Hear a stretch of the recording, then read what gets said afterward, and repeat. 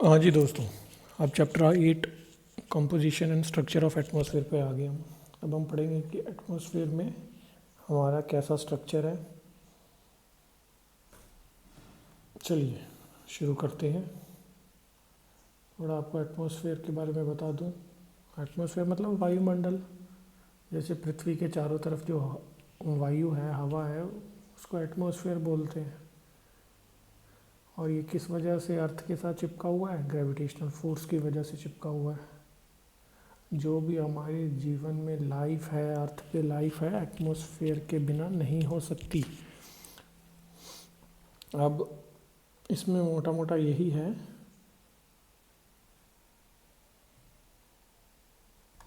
जो वायुमंडल जिसको हम हिंदी में बोलते हैं एटमॉस्फेयर, ये धरती से 32 किलोमीटर तक ऊंचाई तक है और 99% एटमॉस्फेयर इसी में आ जाता है। 32 किलोमीटर हाइट तक कलरलेस है, ऑर्डरलेस है, इसकी कोई स्मेल नहीं है, इसकी कोई कलर नहीं है। देन आ जाता है इसके कॉम्पोजिशन क्या है, ये इसमें कितनी गैसेस हैं, कौन कौन सी गैसेस हैं, कितना वाटर वेपर है, कितना डस्ट पार्टिकल्स है। तो इसके अंदर हम आपको भी बताते हैं कि इसके अंदर क्या क्या है।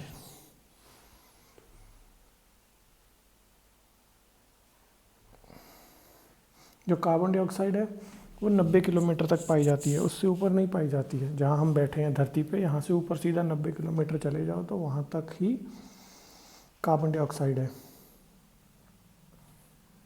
और 120 किलोमीटर के ऊपर चले जाओ तो ऑक्सीजन भी नहीं मिलेगी। इसीलिए तो माउंट एवरेस्ट पे जब हम चढ़ते हैं तो बहुत मुश्किल हो जाता है। 8.5 किलोमीटर के लगभग तो वो भी है। तो जैसे जैसे आप हाइट पे जाओगे तो ऑक्सीजन ख़त्म होने लग जाती है, या नेग्लिजिबल होनी शुरू हो जाती है। अब देखते हैं कौन कौन सी गैस, ये तो बचपन से पढ़ते आ रहे हैं आप। नाइट्रोजन है 78% है, 78, ऑक्सीजन 20% है, या 21%, 20.95 है ना। देन आ जाती है आर्गन 0.93, फिर कार्बन डाइऑक्साइड, फिर नियॉन, फिर हीलियम। ये आपको याद रखना है। हाइड्रोजन बहुत कम है, कभी कभी हाइड्रोजन को ऊपर रख देते हैं ऑक्सीजन के बाद, नहीं। ऑक्सीजन के बाद आर्गन आएगी जो लगभग 1% है, 0.9% है ना, तो 1% मान लीजिए। कार्बन डाइऑक्साइड उसके बाद आती है जो 0.036 है, और नियॉन उसके बाद आती है, और हीलियम उसके बाद आती है। तो आपको ये नियॉन तक तो ज़रूर याद रखना है, या पहले 4 तो याद होने चाहिए। फर्स्ट है हमारी नाइट्रोजन, सेकंड है oxygen, third is argon, fourth is neon, sorry carbon dioxide. इसमें कभी कभी कार्बन डाइऑक्साइड को ऊपर रख देते हैं। देन आ जाती है जो कार्बन डाइऑक्साइड है, बहुत इम्पॉर्टेंट गैस है। ये ट्रांसपेरेंट होती है इनकमिंग सोलर रेडिएशन पर, ओपेक हो जाती है जब आउटगोइंग टेरेस्ट्रियल रेडिएशन होती है। मतलब जब सूरज की किरणें ऊपर से आती हैं और अगर कार्बन डाइऑक्साइड रास्ते में आए तो वो उसे ब्लॉक नहीं करेंगी, वो आने देंगी। और जब धरती से हीट वापस जाती है तो हमारी धरती गर्म होती है, तो रेडिएशन अर्थ भी छोड़ता है वापस एटमॉस्फेयर की तरफ, तब वो ओपेक हो जाती है। ओपेक का मतलब वो ब्लॉक कर देती है कार्बन डाइऑक्साइड उस हीट को। इस वजह से हीट, कार्बन डाइऑक्साइड ज़्यादा होती है तो ग्लोबल वार्मिंग भी ज़्यादा होती है। ग्रीन हाउस इफेक्ट में ये बहुत मेजर कंट्रीब्यूटर होता है। और ये राइज कर रही कार्बन डाइऑक्साइड, मेजर रीज़न है फॉसिल फ्यूल्स, चूल्हे की आग, थर्मल पावर प्लांट्स। ओजोन भी पाई जाती है, इसमें बहुत मात्रा है, 10 से 50 किलोमीटर के बीच में ओजोन पाई जाती है। अल्ट्रावायलेट रेस को रोकती है, ये आपको पता है। वाटर वेपर है यहाँ पे, ये भी गैस है एक। ये जैसे जैसे हाइट बढ़ती है इसकी क्वांटिटी कम होने लग जाती है।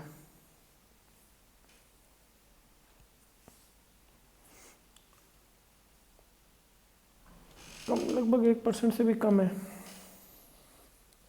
जैसे तुम इक्वेटर से पोल की तरफ जाएंगे वाटर वेपर कम होना शुरू हो जाएगा, क्योंकि ऊपर जाके तो कहाँ वाटर वेपर होगा ना, टेम्परेचर कम हो जाएगा तो वो जमना शुरू हो जाता है।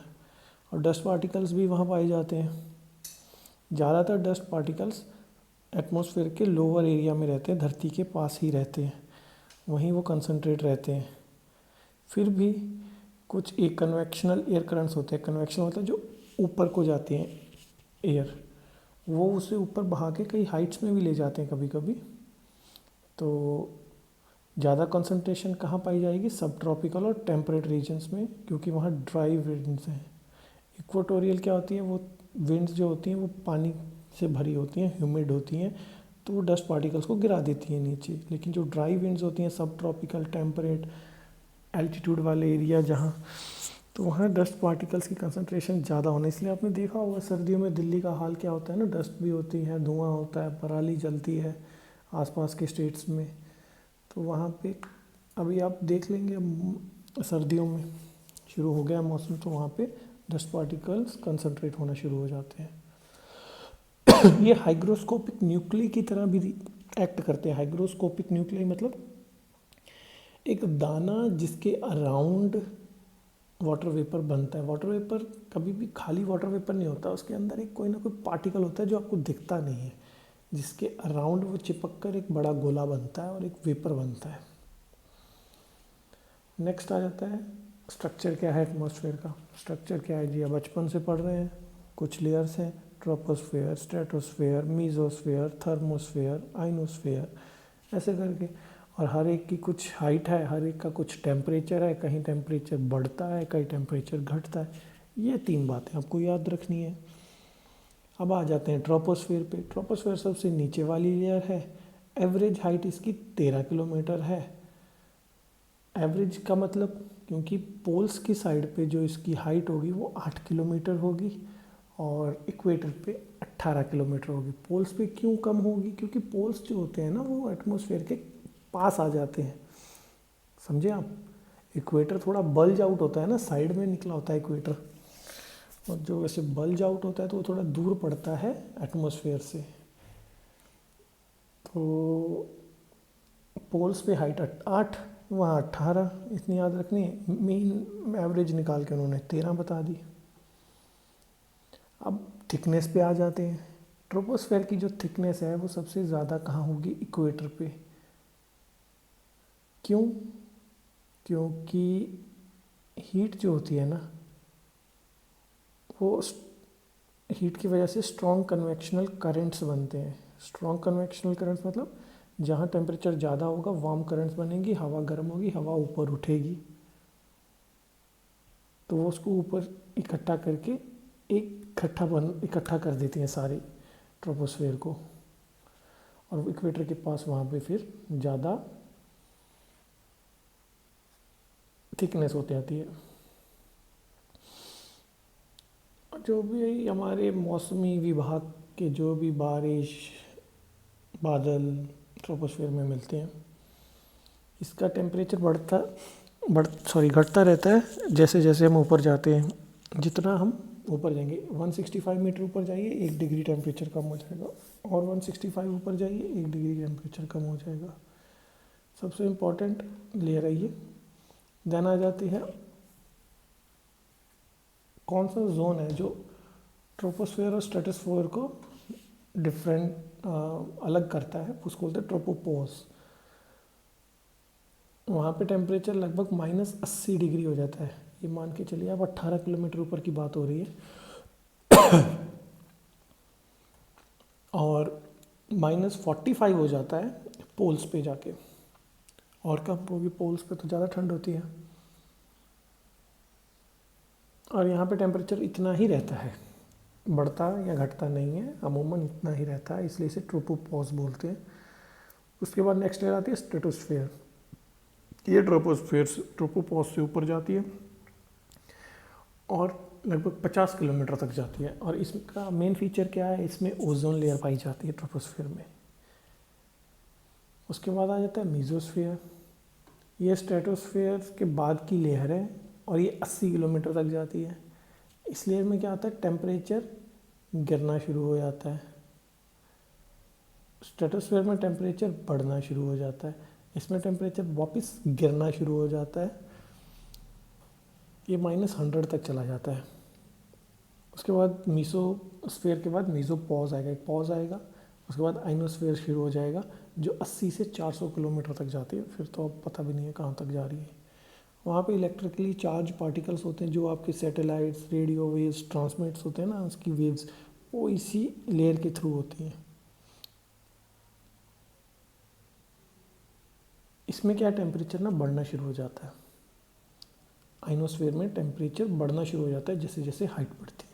ये आपको मैं और अच्छे से बताता हूँ। इस डायग्राम में देखिए आप ट्रोपोस्फीयर को देखेंगे ना, आप 0 से 10 किलोमीटर तक ऐसे बढ़ रहा है ऊपर हाइट। जो एल्टीट्यूड है ना आपका, वो लेफ्ट साइड में एल्टीट्यूड है हॉरिजॉन्टली वर्टिकली, और जो हॉरिजॉन्टल है वो टेम्परेचर है। वहाँ देखेंगे आपका टेम्परेचर की 10 किलोमीटर की हाइट पे टेम्परेचर आपका -60 डिग्री है। आपने गौर किया ना, यहाँ पर टेम्परेचर आपका पहले 20 से शुरू हुआ, 20 से कम होता गया, 0 0 से जैसे जैसे हाइट, ट्रोपोपॉज पे रुक गया टेम्परेचर, -60 हो गया, -60, फिर टेम्परेचर आपका थोड़ा स्थिर रहा -60 पे, फिर थोड़ा ऊपर जाके टेम्परेचर आपका बढ़ना शुरू हो गया। स्ट्रेटोस्फीयर में टेम्परेचर बढ़ता है, इंक्रीज होने का मतलब होता है टेम्परेचर गर्म हो रहा है। फिर आपका -40, -20, 0 के आसपास जाना शुरू हो गया। स्ट्रेटोपॉज पे रुक कर फिर टेम्परेचर डिक्रीज होना शुरू होता है और -80 तक जाता है मेनोपॉज पे। मेनोपॉज पे थोड़ी हाइट पे 10 किलोमीटर तक टेम्परेचर वही रहता है, एकदम से टेम्परेचर चेंज नहीं होता है कि आप अभी 5 किलोमीटर ऊपर गए और टेम्परेचर एकदम ड्रास्टिकली चेंज हो जाएगा, नहीं। पॉइंट्स पे फ़र्क होता है, उसको इतना गिना नहीं जाता। 90 किलोमीटर तक गए, टेम्परेचर आपका फिर से बढ़ना शुरू हो गया और यहाँ से बढ़ता ही जाता है फिर हाई।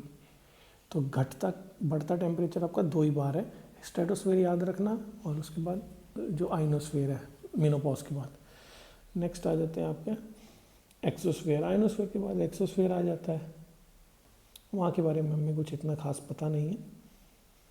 मेन इंपॉर्टेंट यही है, पहली 2 लेयर्स ट्रोपोस्फीयर स्ट्रेटोस्फीयर, यहाँ सब कुछ होता है। ट्रोपोस्फीयर में जो भी हमारे बादल, बारिश, वो सब यहाँ। स्ट्रेटोस्फीयर में ozone layer most important. Elements क्या है वेदर के, आगे बढ़ेंगे अभी टेम्परेचर में हम अगले चैप्टर में। ये चैप्टर काफ़ी छोटा था, जल्दी ख़त्म हो गया। अब ये देखिए, इसमें से which of the following gases constitutes the major portion of the atmosphere. Nitrogen 78%, atmospheric layer important for human being, troposphere. Sea, salt, pollen, ash, smoke, soot, fine soil, these are associated with dust particles. ये dust particles है सारे, ash, smoke, soot. Oxygen gas is a negligible quantity at the height of 120 kilometre, आपको बताया था 120 kilometre आ गया ना यहाँ पे।